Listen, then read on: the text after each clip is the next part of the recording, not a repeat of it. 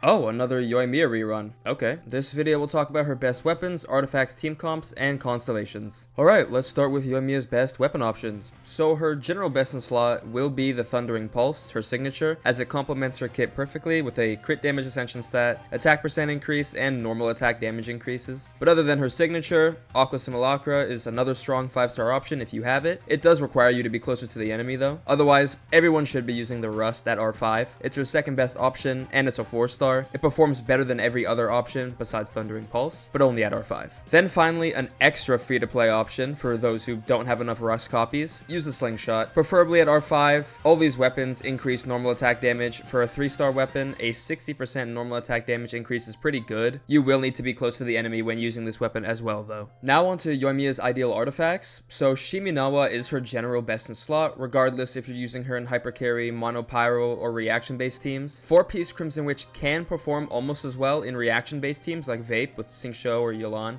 or both, but farming Shiminawa is more efficient since Emblem is also there. If you're looking to make your Yoimiya as good as possible, then Shiminawa will perform slightly better in all her team comps. Also, we're not even going to talk about echoes. No, just stop. Please stop farming it for your Yoimiya. I don't care if it's decent, that domain is a joke. Moving on to the artifact main stats, standard pyro DPS build, attack percent sands in mono pyro or hyper carry, EM sands in reaction based teams, pyro goblet, then a crit circlet. For her substats, you want to solely focus on crit rate and damage. She only needs like 20% ER, so you can get that easily from substats. But besides crit, attack percent or EM, depending on where you're using her, will also be useful. For reaction based teams, Yoimiya wants around 150 EM. So Yoimiya's ideal team comps. She can be played in Hyper Carry with Bennett, Yunjin, and a Flex. Zhongli is good for double Geo, or you can use an Animo character. Yoimiya also works really well in VV Vape with Bennett, Kazuha, and Yulan. Xingqiu can be a replacement if you don't have Yulan, and Sucrose can be a replacement for Kazuha. Also, with the addition of Chevreuse into the game, it's allowed Yoimiya Overload to do kinda decent, honestly. Pair Yoimiya with Chevreuse, preferably at C6, Fischl at C6, and Bennett. Yes, double healer, mainly because there's really no other options. Plus, Bennett provides more than just healing. And I guess Mono Pyro is an option with Bennett, Zhongling, and Kazuha, but like, just Vape Zhongling at that point. Regardless, it's a pretty strong team comp. Now finally onto Yoimiya's Constellations. So overall, they're very underwhelming and not worth it at all. So firstly, C1, it's a slight increase in damage for her burst, which sucks, and a 20% attack increase, which is diminished when using her with Bennett, which most of her teams do, so not that great. C2 ultimately gives her 25% pyro damage, which is nice, but pretty underwhelming for a Constellation, let alone a C2. C4 is completely useless. It decreases her skill cooldown, which isn't an issue in any of her good team comps. Considering it's useless and a C4, it's awful. Then her C6, the only good one to be honest. Her normal attacks have a 50% chance to fire an extra arrow that does 60% of her original damage. It's a solid 30% damage increase, but there is a chance it messes with her Vape procs. So overall,